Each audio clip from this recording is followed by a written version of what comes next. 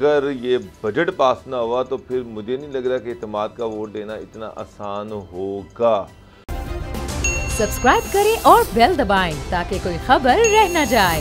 देखें, अगर गवर्नमेंट ये पास नहीं करवा सकी तो फिर नेशनल असम्बली से पास नहीं करवा सकी तो फिर जॉइंट सेशन से भी पास नहीं करवा सकेगी, क्योंकि सेनेट में तो इनके पास वैसे ही माइनॉरिटी है और मेजॉरिटी जो इनकी बनती है वो नेशनल असम्बली से ही बनती है।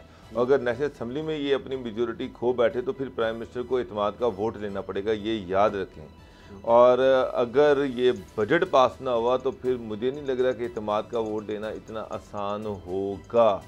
तो गवर्नमेंट के लिए बहुत बड़ा टास्क है।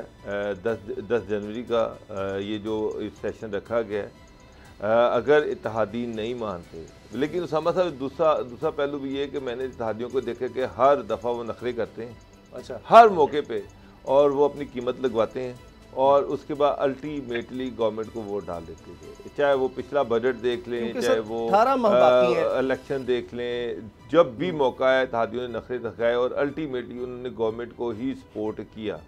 तो लेकिन अब सिचुएशन ये है कि इत्तेहादियों पे पहले दबाव था, अब दबाव उस तरह से नहीं है। अब जो भी फैसला करना है उन्होंने इंडिपेंडेंटली करना है, खुद से करना है। अभी आपने कहा कि जी काफ लीग जो है वो पीटीआई की इत्तेहादी जमात है बल्दियाती इलेक्शन में, अभी कोई चीज़ें फाइनल नहीं है, कई इत्तेहाद बनने हैं, कई इत्तेहाद टूटने हैं।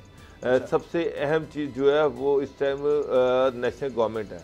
अच्छा, और अगर 10 तारीख को इमरान खान साहब इत्तेहादी वाकई इमरान खान साहब को वोट नहीं डालते, जीडीए नहीं डालती, एमक्यूएम नहीं खड़ी होती, तो एक चीज़ मैं आपको क्लियर कर दूं, तो फिर 4 महीने तो बहुत दूर की बात है, ये इसी महीने में बड़ी बड़ी तब्दीलियाँ आ जाएंगी।